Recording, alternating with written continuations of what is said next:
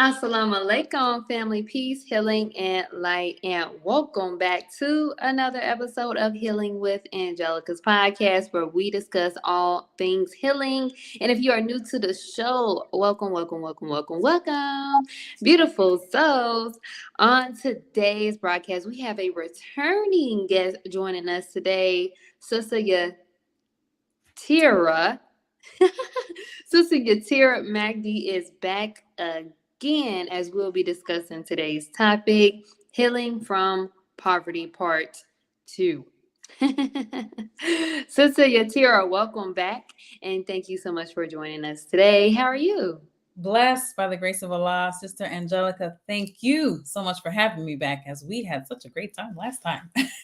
Oh my gosh, we did, and that is the reason why you are back, sis. So praise be to Allah. This topic is well needed. Now, I know that you did tell the guests who you were last time, but for our new guests that's joining us today, new audience, do you mind letting our audience know just a little bit more about you? Yes, ma'am, absolutely. I am the First Lady of FardMoney Network. I am a mother, a wife, an entrepreneur, a homeschool teacher, a lot of different titles, but I think my favorite title is Sister. And Yeah. that's just because I'm a servant.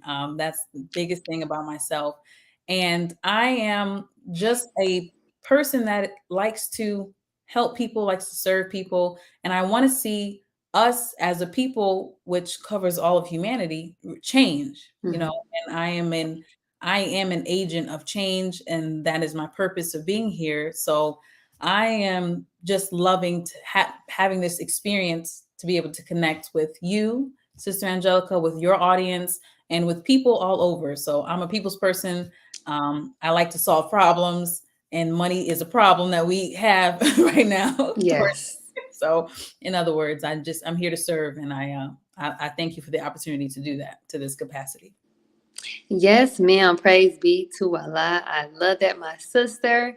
Now, let's get started on today's topic. We have here Healing from Poverty Part 2. And please, for my audience today, do not hesitate. Do not hesitate. Don't let me be the only one asking questions. I keep telling y'all, I'm giving y'all opportunity.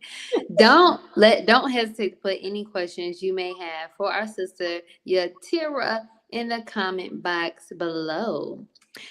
So, as you all can see, we had to do a part 2 on this topic because poverty is absolutely one thing that has been hindering us all from truly being able to live the life that we deserve. And hey, just like Minister Nuri said, money ain't everything, but it's definitely up there with oxygen. Right. Okay? So, all praises due to Allah. And that brings me to my first question for you, Sister Yaterah. So let's piggyback on that statement that I just brought up, right? About how money isn't everything, but it is up there with oxygen. Do you agree or disagree on this statement? If so, why? I absolutely agree. I have to say, 100%, because money is not everything, right? I didn't need a dollar to be born to come into life, which is the greatest gift that we have. But it's funny. This is a part of a conversation I was actually just having with my husband on our way home. But money in a world like this, where you need money Mhm. to have a comfortable life. I didn't even hit on technically luxury. When you talk about luxury, it is about being comfortable. Mhm. That has something to do with that. But in order for us to live, a average life, money is a necessity. You pretty much, in America, in this world, you almost need money to buy the oxygen. It's basically set up. You don't got no money, you ain't living. Okay, exactly. Yes, ma'am. So I think that it's important for people, because sometimes that kind of talk, people take it far left and are like, well, no, we got the God and we got the word and we have our family and our children. Yes, you have all those things.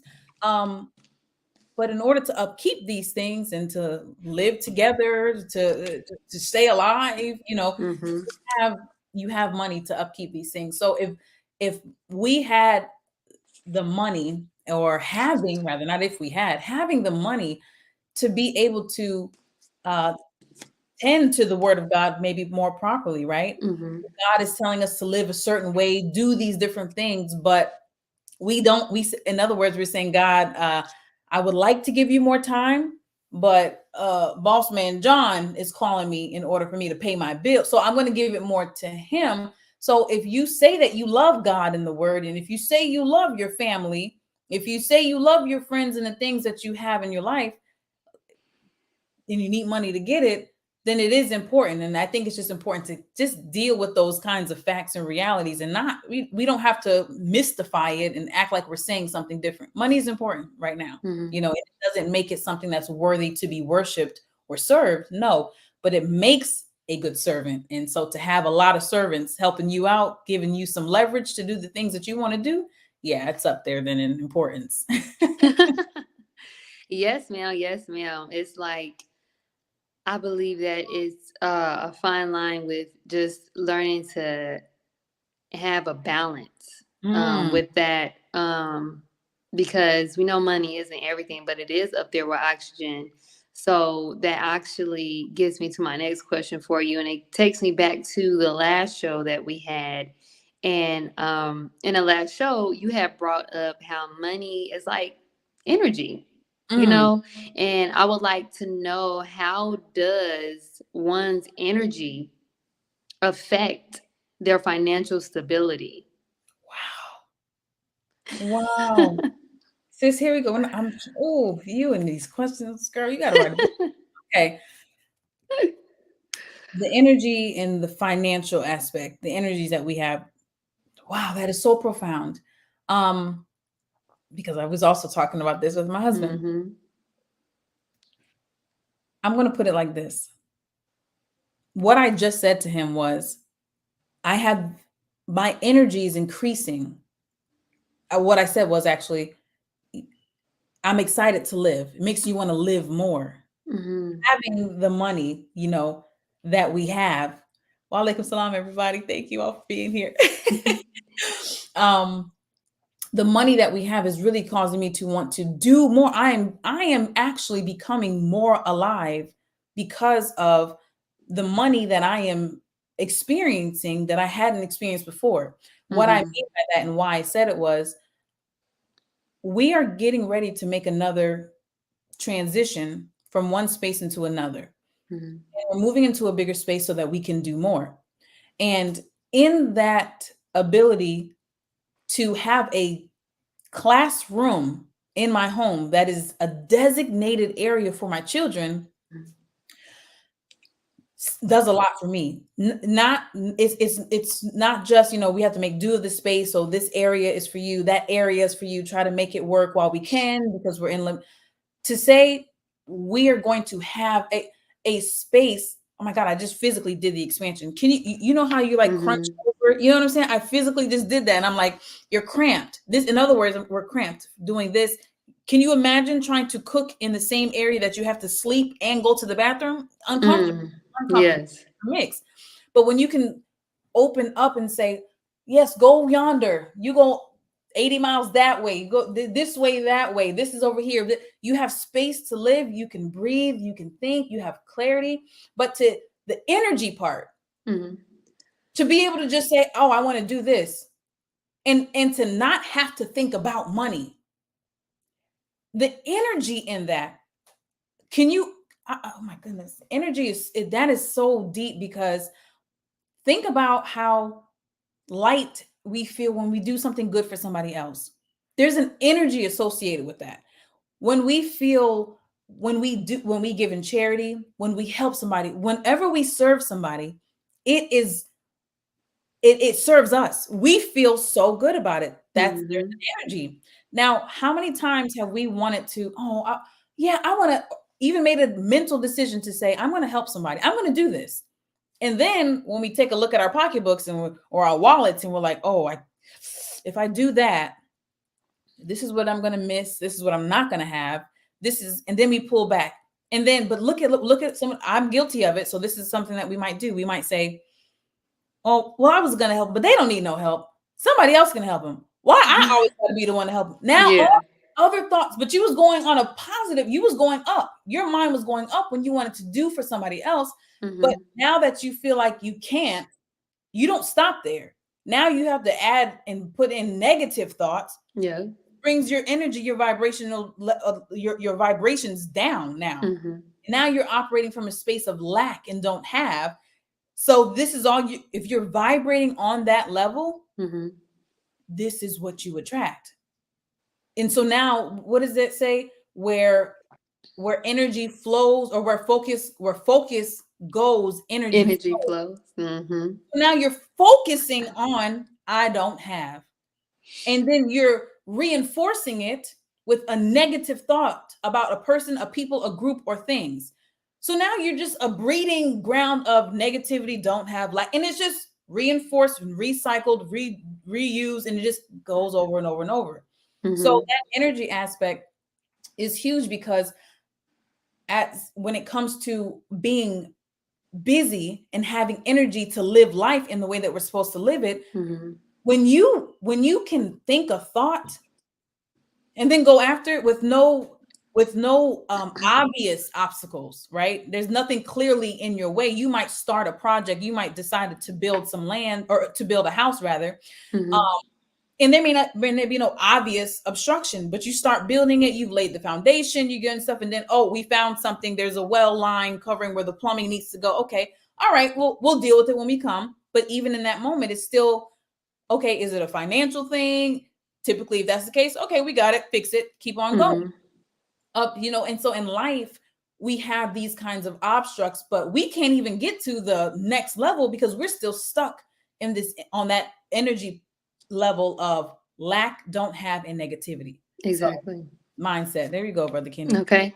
Talk about it, Brother Kenny. That's right.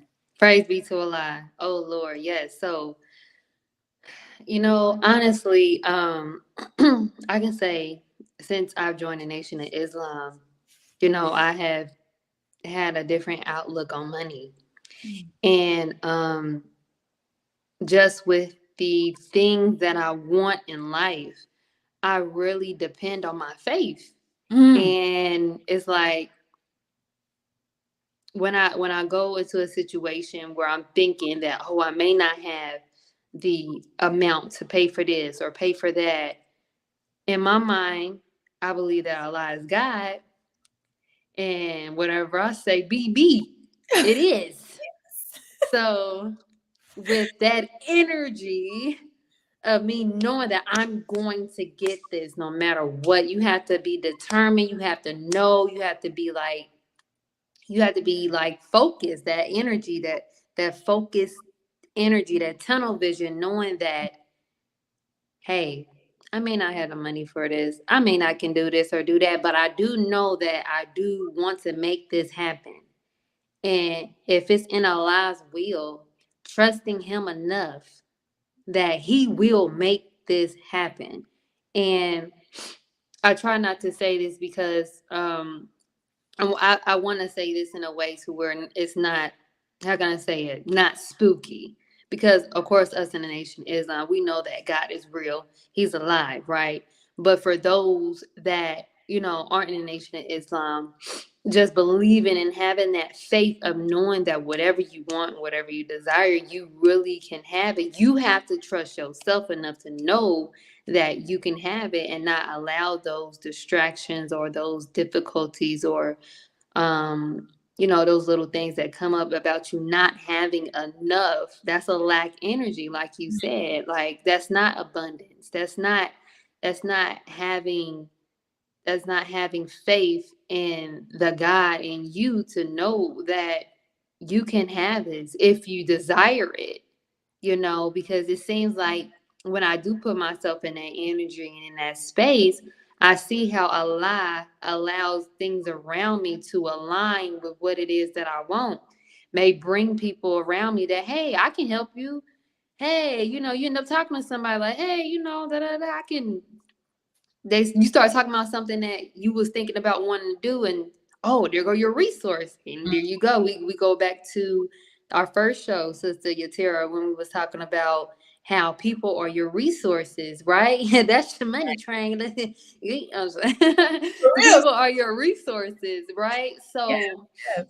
when it comes to just when we recapping on how money is energy, we're really recapping on how the fact of how we are already installed and have this abundant spirit. Mm, But it's really up to us to keep that spirit alive and not allow things and circumstances to put us in a space of lack and negativity. So I love that you brought that up, Sister Yaterah. Praise be to Allah. So, okay, you guys, this is what's going on real quick. Okay, so what's it? I said TMI. I was gonna say TMI, but it's not even TMI. So anyway, me and my sisters here in Dayton, Ohio, we are going back over Message to the Black Man. Right. This is my second time reading Message to the Black Man, and it's always something about reading something again and again. And then, things that you didn't notice before pops up like, oh, dang, I didn't read it the first time like this. So I am on page 176, A Message to the Black Man. It starts with the chapter To Gain a Place in the Sun. And it was, honestly, it be things on here that the messenger be saying, I'll be cracking up. But he has something on here that brings me to my next question for you, Sister okay. Yaterah. So he has on here, and I just, man, the messenger, I just feel like he just keep it so real with us. He just like, listen, this is what we need to do. Quit playing. Okay, we gotta quit playing with ourselves. But anyway, so this will be on page 176. Y'all have Message to the Black Man in America. It's the last paragraph. And he quotes on here, I advise you to accept our 3-year economic plan, which will work a miracle for you. Unite and stop your what's it called? Stop your extravagant spending trying to live on the level with millionaires, and you will make a heaven for yourself like other nations have done.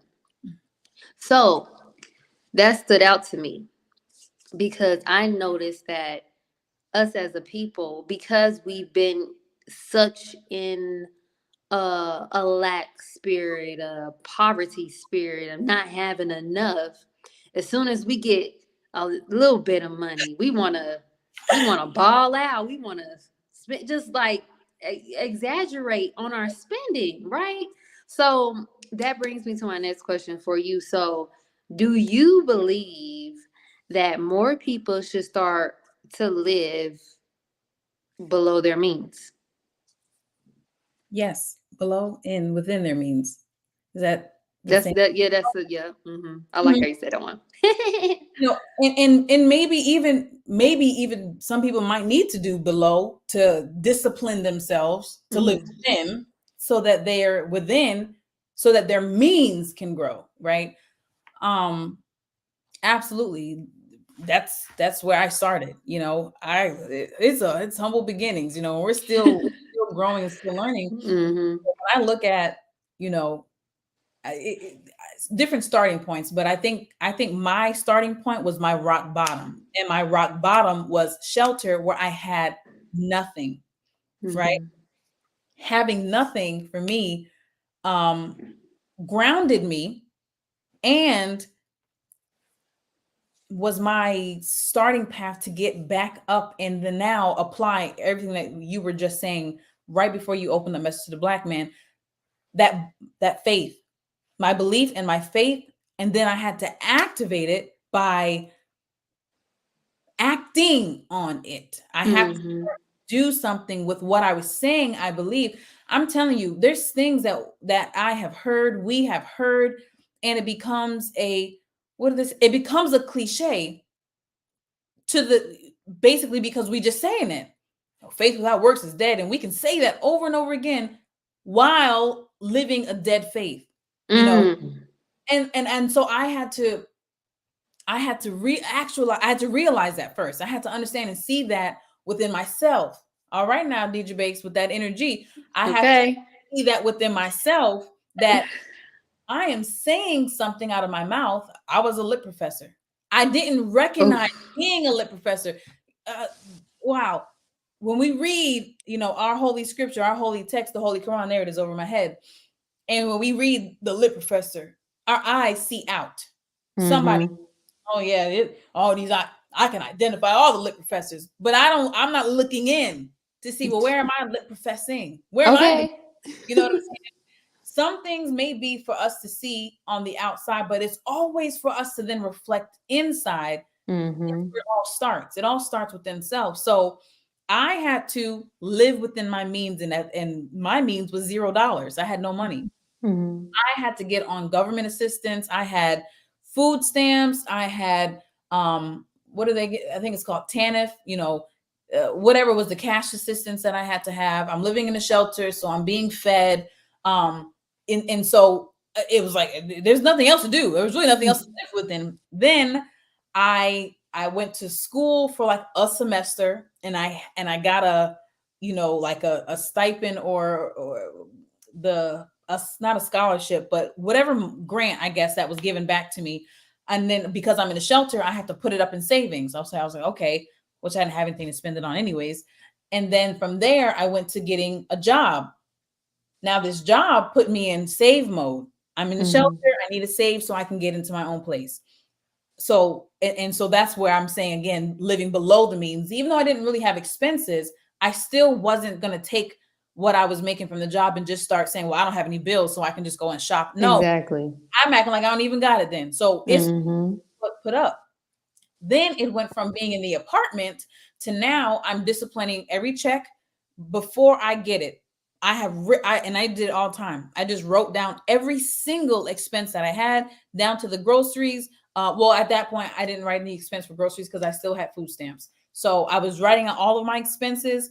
I was calculating what my check was, taking it out. The rest I put up a portion for the rent, right? So the way I did it, like I took out a half for rent, and then there was really nothing really left over. But so I calculated everything. Charity was always first. I always put charity first. I don't care if that made me short on something else. Charity was going to get paid first. I always Yeah. see, that was my faith, and now I'm putting my faith to work, and that may look different for different people because it depends on your faith. I Yeah. would pay. I would take monies and pay our Savior's Day gift. This is my little love offering to the minister. He literally saved my life. You can't put a price tag on it. So I Mm-hmm. would be short on some bills, and I'm not recommending it for you. I'm just telling y'all where my faith was at, Mm-hmm. and it has only grown there. But I would do that for this, and I never was hurt because of that. I never fell short because of it. But that was my growing into living below and then within my means, Mm-hmm. and until your means is there's really no shift, because only thing that really happened for me was my means just grew, Mm-hmm. and I'm still living within my means. You know what I'm saying? But now my means allows me to buy more things, and we're only going to continue to grow because that is the intent. We're doing it is not it's not for self. You see, Yeah. it's not just for me. I wanted nice things. I just told my husband, I said, I never envisioned myself having a Benz. I never had on my vision board, I want a Mercedes Benz. Mm-hmm. It was only coming into this marriage with my husband that he even put that thought in my mind. And Yeah. as I'm conversing with him about it, he said, that's what the Savior wanted for you. Because I was like, Mm. I was talking to him, my husband, I'm like, you wanted this for me, you wanted to get for me. He said, the Savior wanted this for you. This is what Mm. he's saying. He wants this for us. And Yes. and it hit me. So I'm like, wow. But but that's the thing, the means and all of that. What is the idea in our mind that we're even, what is the means that we're trying to live within? You know what I'm saying? Yes. I'm not trying to impress nobody, but as I'm getting exposed to luxury, I'm like, why did I ever want a Nissan? Why Mm. did I ever want that? Just because I just thought like, hey, I can get a loan for this, or I can get a $5,000 car, I can get a cash car. And there's a time and place for all of that, right? So nothing is a knock. It's just a learning experience. I bought a cash car for my first cash car was $500. I had another one that was for $1,800. I had another one for was like $2,000. So no, I understand the story, Yeah. but where are we going? See, Yes. mine was on a Rolls Royce, young, but I never had a action plan, a step. But my mind was open to receive it, however it was coming. I'm on my way to it, y'all. So don't be surprised or bust out. Okay. Okay, but no, Yes. just yes, living with Yes. is real, and we should, discipline ourselves to do that. Period. Yes. Yes. Ooh. Listen. Praise be to Allah. Lord, it was like, how can I say this?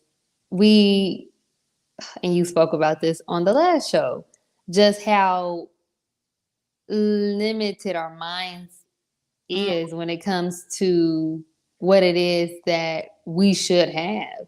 Mm-hmm. Like, again, like since we've been such in a lack mentality and not having, enough to obtain, the luxury things in which Allah God wants us to have. Like when you paint this in your mind and know that Allah wants you to have these things.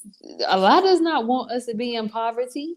That part. He does not want us to be in poverty, but then it takes me back to the fact of how Allah only helps those who help themselves. Oh, so you got to help yourself. If you don't want poverty, you have to want to get out of poverty. That comes from, and that goes to me, even the topic of this show, healing from poverty. It starts with you. Mm-hmm. Do you want to heal from poverty? What are you going to do to take that step to heal from poverty? And sometimes, and most of the times, you have to start from the bottom. Now we here. That's right. Live, below your means or within your means until you're able to, be able to have the things that you want to have. And I think it's the fact that we don't live within our means to where we find ourselves in this rat race and this cycle of continuing being in poverty because we get so excited and happy when we have something and not even understanding that, okay, that's fine, but not having an actual intentions or plan of what you're doing with this money. It puts you in a state of not being able to actually value the little money that you do have. So you're not really using this money for what has been given to you for. So you got to really, and that takes me back to just energy.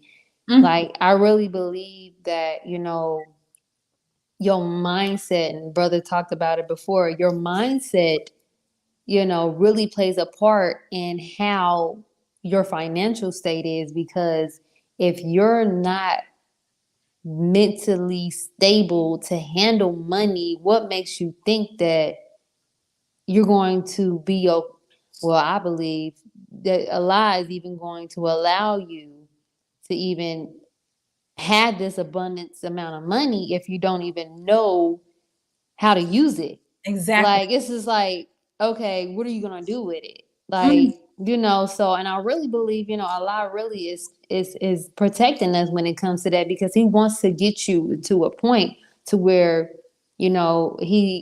money is here for a reason, and we know we need it. And like Brother Nuri said, it's up there with oxygen, baby. We need that money, Right. But what are we doing with it? What are we doing? And what is your thoughts when it comes around money? Like, so I love the simple fact that, from where you started and how you were able to budget, how you was able to change your mindset about money. And then once you see that the money was working for you, see, that's where we get it confused, that we working for the money. Money need to work for us. Come on. No. Okay. You working for me. You, right. Come on over here. Okay. Make it happen. Okay. Yes. So like I said, it also goes back to just your mindset about money, which is also the energy that you're putting into money, so you can heal from poverty. It's a mindset, and it starts with you. So praise be to Allah, Sister Yaterah, and I'm glad I've been getting your name right, right? Yes, ma'am. Beautifully. So listen, y'all. I've been calling you Tara the whole time. She has to say, sis, no, that's not no. I said, you know what? I'm gonna try my best to say it right. Yes. Okay, so Can I praise. add something to what you were saying? Go right ahead, sis. Yes. Praise be to Allah. Because when you said it, you brought up that part about Allah doesn't change the condition of a people until they change their own condition. Mm-hmm. And I have to tell you, when I first heard that, I was so angry. What? Oh I know. wow. Okay. Okay, I was so livid, probably, because I didn't understand. I didn't understand. Mm-hmm. And I'm like, this was my thought. I said, why do I need a God if, because when I came into the nation, I was atheist. So I'm like, why do if I have to change my own condition for you to change my condition, why do I need you if I'm gonna do it myself? I didn't understand it. Oh. But when you just you said it with the clarity you said. So when I learned it, I was like, oh, okay, it makes sense. It was, you have to even want you. It's in here, and it's in different ways. But there's an identity crisis going on. But we have to identify all kind of stuff that's going on in our minds. Then you have to desire to change it. I was literally getting ready today, and I meant to make a post on Facebook. I may go back and do it.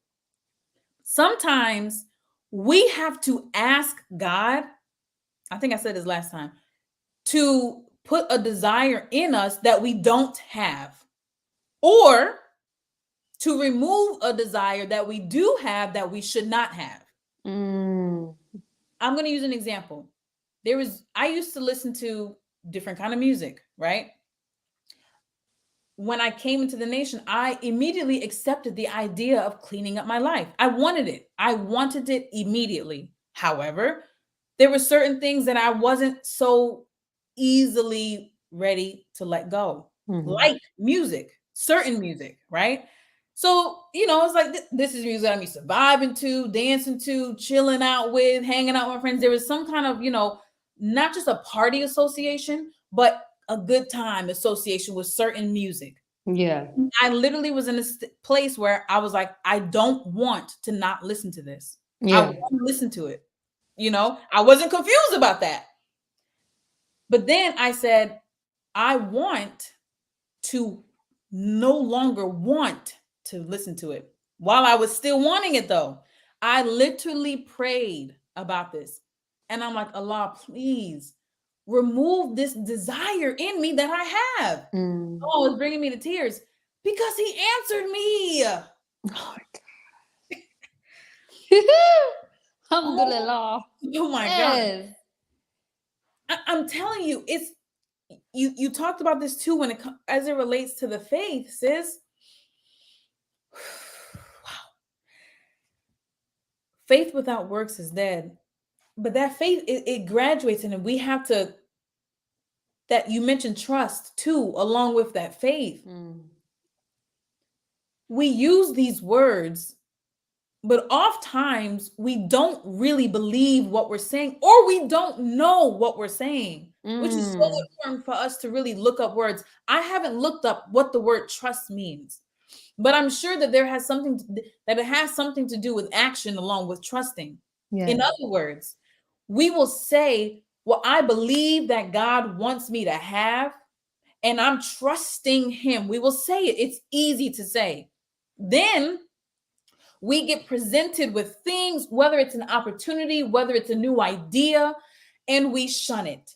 And we say, no, I don't know what that is, so no. But if you're trusting, since when if God himself comes before you and says, I'm going to blindfold you, and I want you to walk. That sounds easy. We might, all right, fine. Yeah. You God. Okay, fine. We're going to make this, I want this to be real clear today. The grace of Allah. I want you to walk. And you're like, okay, God, I can do that. I trust you. You say that. All right. Some of us might be like, you sure? Some of us might be trying to peek through. Okay. We might have my eyes closed, but I'm peeking. Okay. Now add in other perceptions. Now you're hearing. What do you hear? You might hear the horn of oncoming traffic.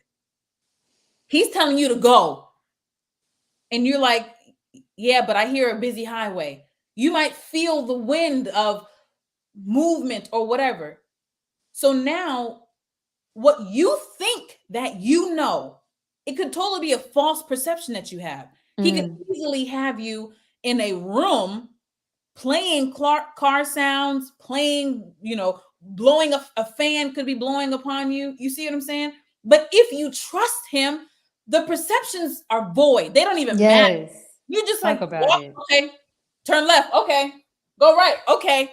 That's it. If you're trusting. But we say it and we don't actually mean it because we don't actually know Yes. what we're even saying. Yes. Time. You see what I'm saying? So when it came to that, for me, I had to desire, but like I said, sometimes we have to ask. We have to ask in order to receive. And the receiving, most part, we just associate that with the material thing. Yes. I want the thing.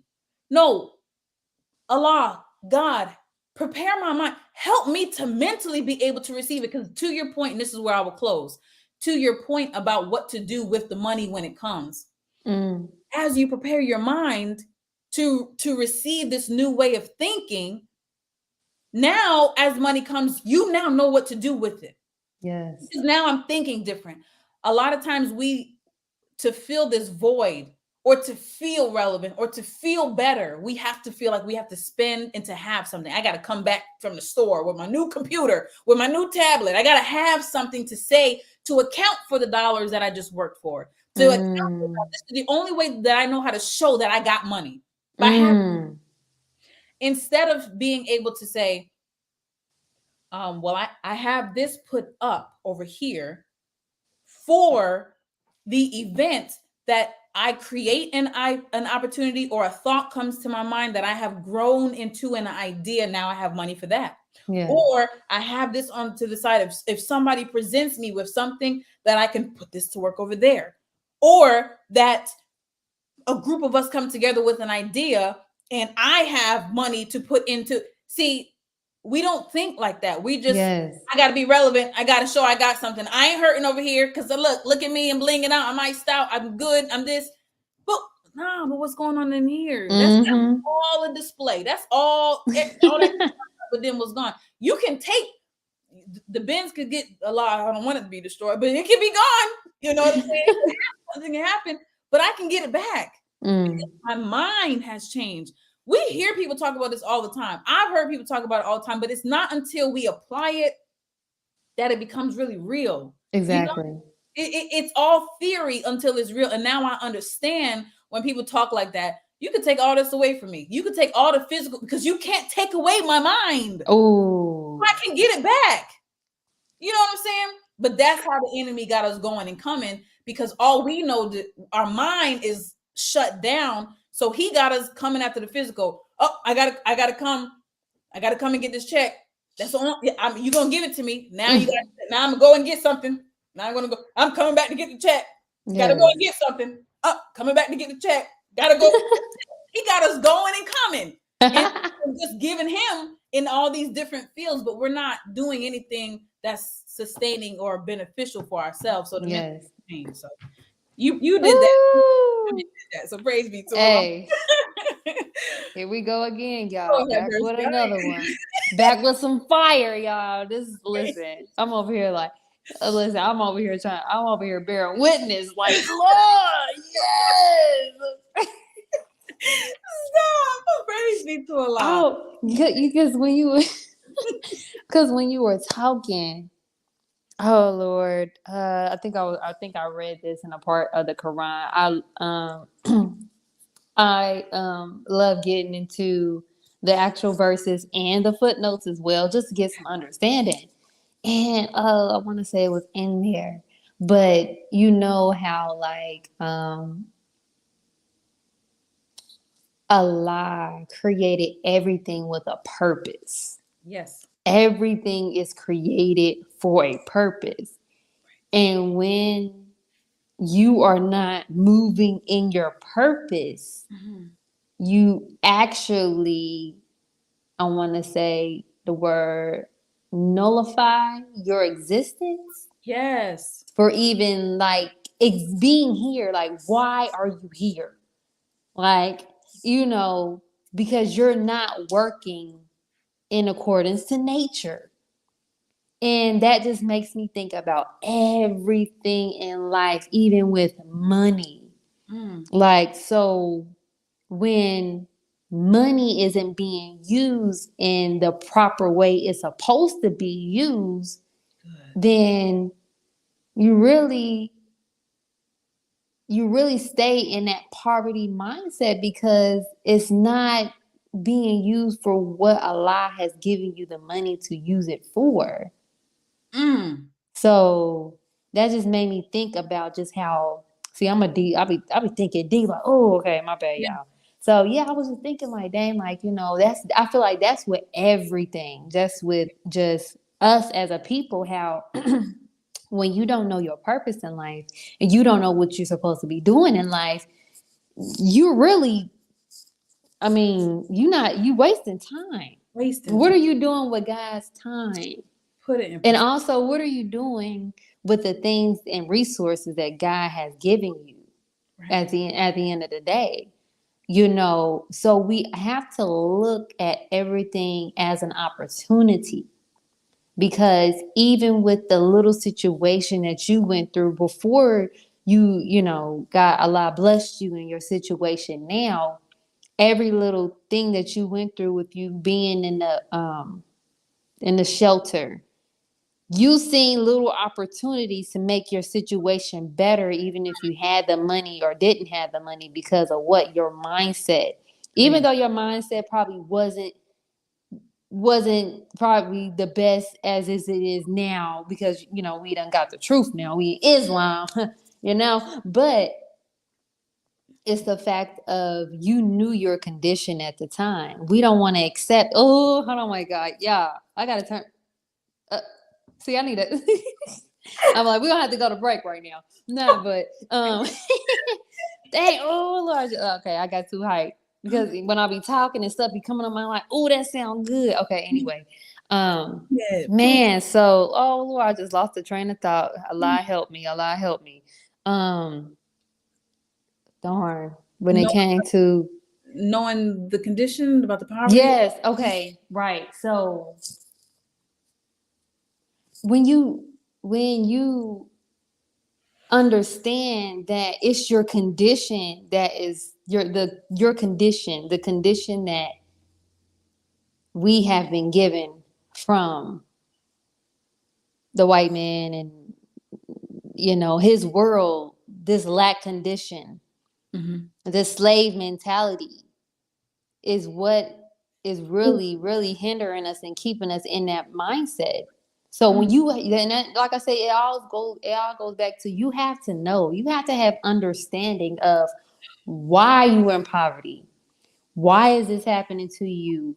How do you get yourself out of this condition? Because it's a condition. We Yes. it's a sick condition, and we gotta get ourselves out of it. And that's where the healing comes in. At healing comes in when you recognize that you are in this, or you are trapped in this condition that is making you believe that poverty is okay. No, it's not. It's not okay. No. And I'm so grateful for the teachings, because I sure thought that, hey, poverty is just black people. We all suffering. Right. Right. Like, no, like I want me the Range Rover and the big house. I want all of that, and we can have that. We can have it. So Yes. yeah, ooh, okay. It's you unlocking stuff. Oh my Lord. You okay, let me say this because I don't want to lose this. Two things. So just for clarity, I was actually in the nation when I was in the shelter. So Okay, okay. yes, I joined the nation in 2012. I went into the homeless shelter in 2015. So that's why I said I was lit professing Okay. I didn't know.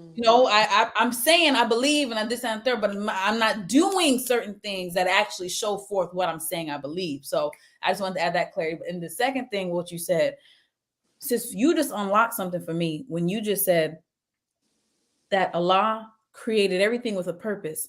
When you said it, the thought that immediately came to my mind that I couldn't elaborate on at that moment was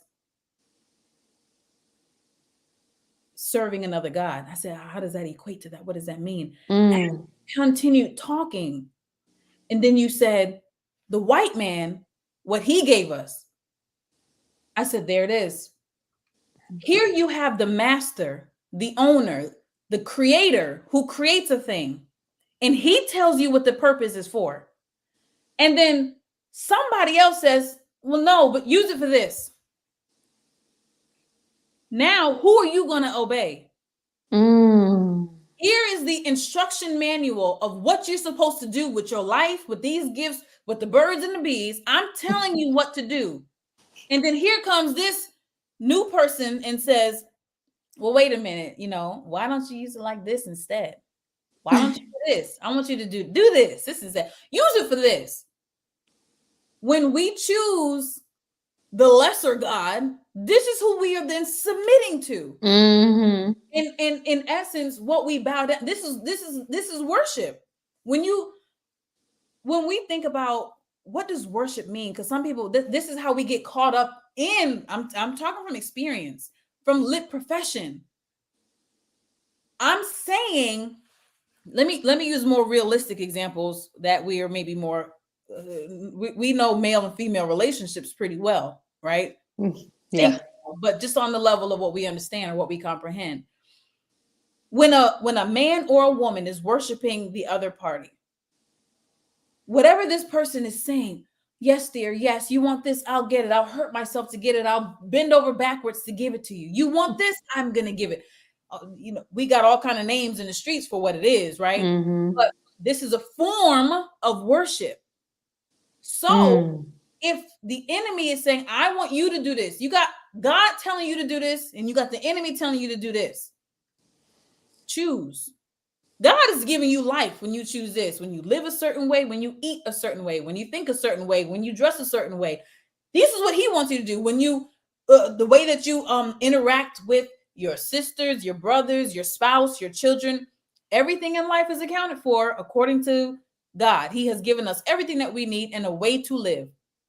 The enemy has then said, okay, well, in order for me to exist, I'm not the creator of anything. So I can only use what is in existence and warp it, turn it totally upside down. So if God is saying, do this, I'm going to say you do this. We're seeing it right now in this, down to the schools and what they're now pumping into the schools for the babies as it relates to all kind of foolishness and nonsense, right?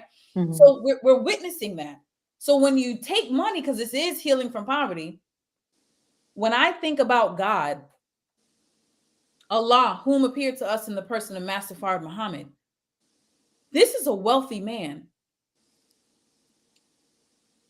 And when I think about what do we know that he has done with money?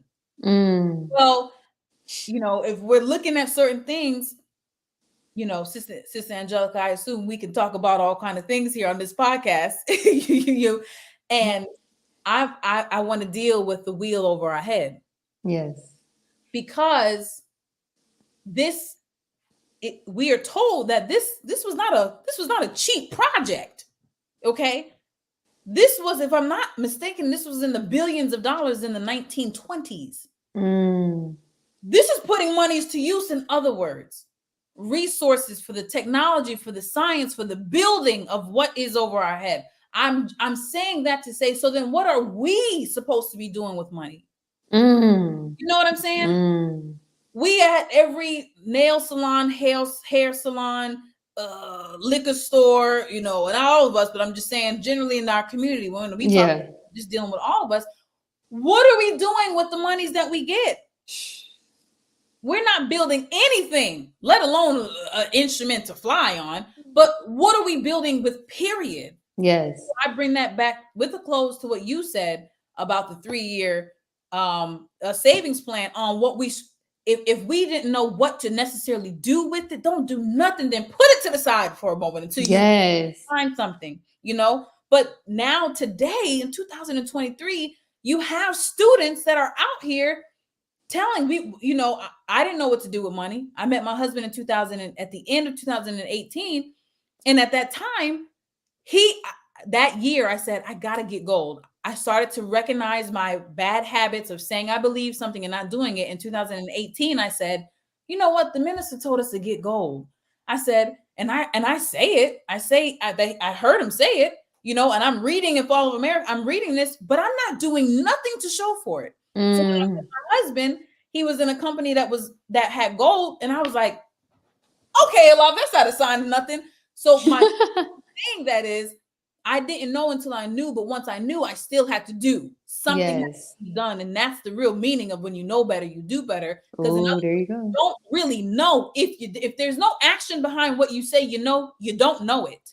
Oh, It's not knowledge. You don't have it. If you say you know something, it should be evident that you know it. oh, talk about it. If you say you know, then you know. Okay, I'm sorry. That's the meaning of you know better, you do better. Because you can't say you know better. And I know the proper way to eat, but I'm overweight. I have diabetes. I have arthritis. No, then you don't know. Then you don't know. You don't know. You don't. So I couldn't say I know I'm supposed to get gold and I don't have it. No, then I don't know. It just sounds nice to say that I believe that he knows what he's talking about, but That's I don't. that lip profession. Girl, I'm telling you, I was a professional lip professor.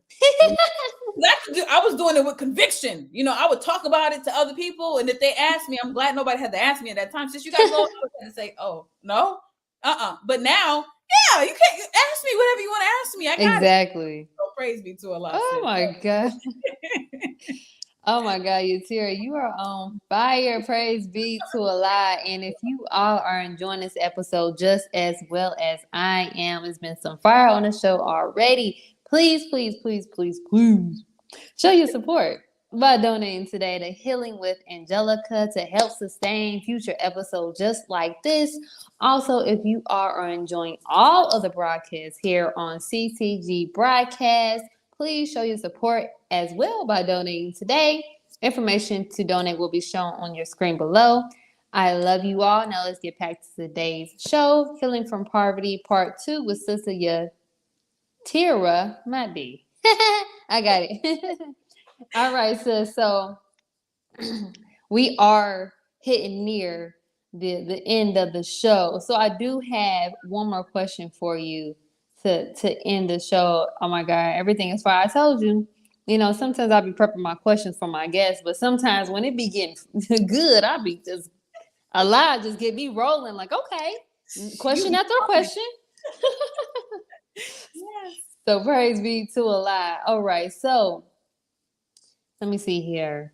Oh, we might have to still ask these questions on here. Or what y'all think, y'all? Part 3?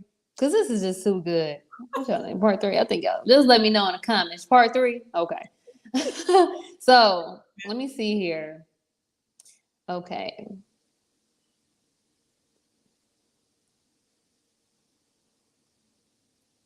I really want to touch on this topic. And I'm gonna let this be the last question. And allow you to have a close. And I believe you'll answer that with the close. I know that's right. Part 3. Y'all better talk about it. Part 3. Part 3. Okay. So Praise be to Allah. okay, so this takes me back to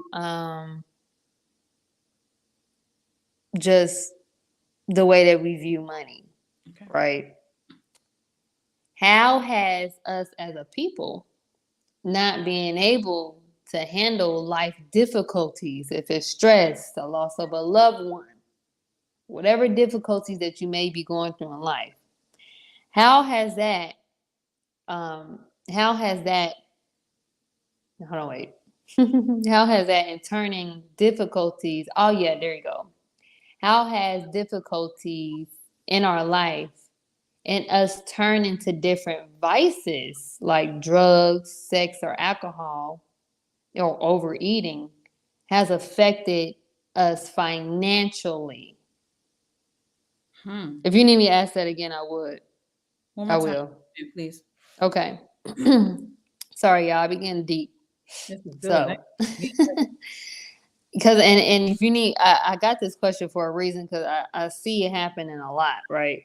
Yes, ma'am. So yes, okay. So how has life difficulties and the way that we handle life difficulties through different vices like drugs and alcohol hindered us financially? Mm. It takes me back to what you helped me to unlock as it relates to serving of the masters. You can't serve two masters. Oh. But then from that point, it takes me a step further to say that we don't know a lot, but we don't know who we are and we don't know who God is. Mm-hmm. Because then, and then this is really how it relates to money. Wow. The way that I see that is that because we don't know who God is and how we dealing with money, we don't turn to God. Mm. I mean, Talk that's about it. really the bottom line. If we turn to God about stuff, like the money is not even really in that equation. Like I lost somebody. God help me. God comforts you. What, like, where was money in that equation? Oh, talk about it. You know what I'm saying? So, but now we're serving an enemy force. So the enemy force, this is the thing. In this world, money is made a god. You know what I'm saying? But that God serves the God of this world. His fake Ooh. money, okay, because we deal with that, because real money is gold. We just using the language because this is the understanding of most people. But Mm-hmm. this money, this fake dollar that people kill each other over, is the instrument, is the top god of this God's world, not Mm. the supreme being God. No. God is force and power. So the God of this world uses money. Money is what he is after. So everything that he has revolves around fattening his pockets and for his benefit at our, or the individual, both black and white's detriment. Mm-hmm. So he has us going and coming. He has us serving him. Yes. So how do you serve him? I lost my mother. That was between you and God. God used that woman to bring you into the world, but you're going to go to Satan's store and get a pint, a Hennessy. You're going to get a bottle of whatever you did, and then you're pouring it out for the homies, for the family. So our disconnect to who we are, who God is, and the reality of these things, our disconnect has us now. The money is like a physical, it's like a physical object or representation of our spirituality, Mm. of our spiritual connection, of our of the unseen knowledge. You see what I'm saying? So when we have this break from reality, well, that's where it's showing in our finances. Because Yeah. now you can't love yourself, but you're buying stuff that's hurting you. You're killing yourself. Ooh. Mm. You're disconnected. You know what I'm saying? So being disconnected from the highest point is going to show. And again, that money, there's a unseen reality to the money energy thought process. And that's where we pull to that. But if we was connected properly to God, it's going to show then as well on the money side, on the Yes. abundance, on the having, on the what to do with it. You know what I'm saying? Could you imagine in the next world, as this one is being destroyed, a world that we will physically be living in, that money is not the say all be all? Everybody got it. Can you imagine everybody has a treasure, a gold mine in their backyard with all kind of refined gold and precious metals? Then it's like, well, we all have it. Now, what else do we have to offer besides money? Well, now truest of ourselves. Well, Right. what I am and who I am and things of that nature. So praise be. That's all I got. Praise be to Praise, Allah. no, praise be to Allah. That was so beautiful. And I asked that question. I'm so glad that you broke it down because that just it goes back, like you said, like what God are you worshiping? Because it's like, okay, I think we need to take into consideration that yeah, life be life, but it's a part of life. It's just like the cycle of life. Things are going to happen. Probably things that you didn't expect to happen. You know, a lot of God tries us severely, at least once or twice a year, you know, and once you understand that, you know, this is life, not shunning off the things that you may be going through, whatever difficulty that you're going through, that does not mean that we turn to Satan's devices and Satan's world to cope with it.